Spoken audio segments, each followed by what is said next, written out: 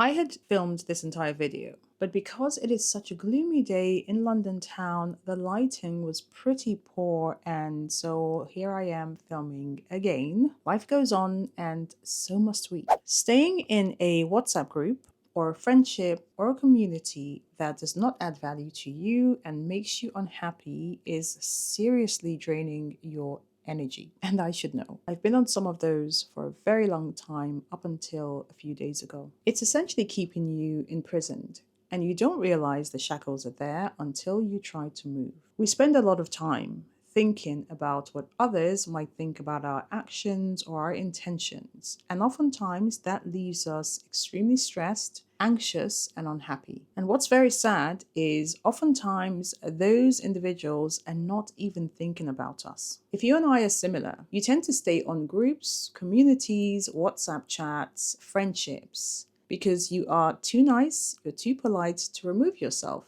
in the fear of hurting someone else's feelings. The reason I felt led to make this video is because I'm sure there is at least one person who's watching me who is being too polite to do what they need to do. So you are on these groups and you feel trapped, and you would love to have a cleanse, a purge. You would love to put a distance between yourself and those groups. Now, there are several downsides to staying in friendships or situations that just don't feel good to us anymore. Constant anxiety. Every time you get a message, you feel this pit in your stomach, and suddenly you feel a flash of anxiety. And instead of being or staying in a fun social space, these groups quickly become a dread. And some of these groups, communities, friendships have been set up strictly to feed someone else's hubris. And they are so packed with selfish chicanery. A lot of time wasted on negativity. If you find yourself in conversations and these conversations tend to be quite negative or involve drama, then you're spending valuable time on things that don't uplift you. And that is time that you could be spending on other activities or around people who genuinely make you feel good. People pleasing trap.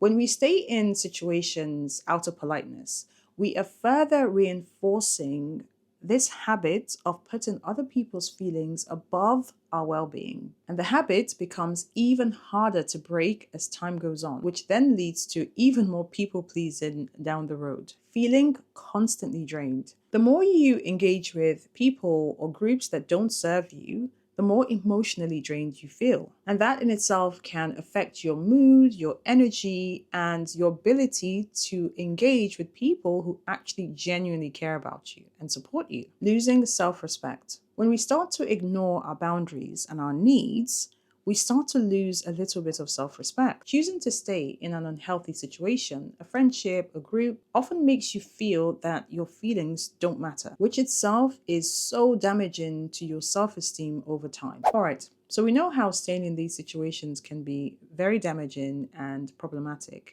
Let's take a look at how we might be able to overcome this politeness mindset and let go. Acknowledge your feelings. Whilst it is not okay to be drained and consistently stressed by people, it is okay to feel that you are stressed and drained by certain individuals or groups. You need to recognize that your feelings are very valid and your happiness matters. Just because you've been in a friendship or you've been part of a group for a very long time doesn't mean you owe it to anyone to stay if it doesn't serve you in a positive way. Know your values and your priorities. 2025 is just around the corner, and we don't have the bandwidth nor the capacity to pull along with us a dead weight from 2024. You need to ask yourself, what is important to you? If peace of mind and positivity and self-care, if these elements are quite high on your list, remind yourself that leaving is actually a way of honoring these values. It really, in some situations, just boils down to prioritizing your mental health over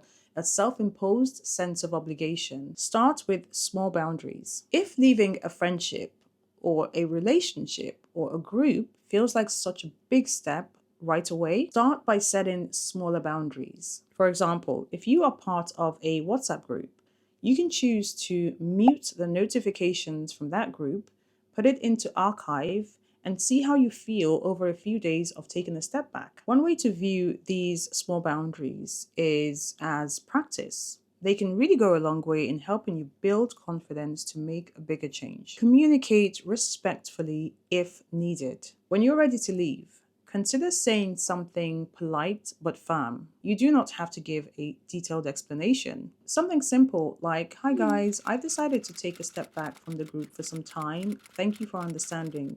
That's perfectly fine. Let go of guilt. Now, it's very natural to feel guilty after leaving, especially if you are used to putting other people's needs and feelings above your own. But remember this, those who respect you will understand, and those who don't, well, that's just further proof that leaving was the right thing to do in the first place. Prioritizing yourself and your well-being is never anything to feel guilty about. A few days ago, I did a digital purge. I had been a little bit tardy over the last few years, but this year I decided to be more intentional about it. And this included my contacts list, my WhatsApp group, email subscriptions. And although I felt a little bit guilty, it was so freeing. A few hours after, I literally felt a better semblance of sanity and mental clarity. One of the groups I was on had around 300 individuals.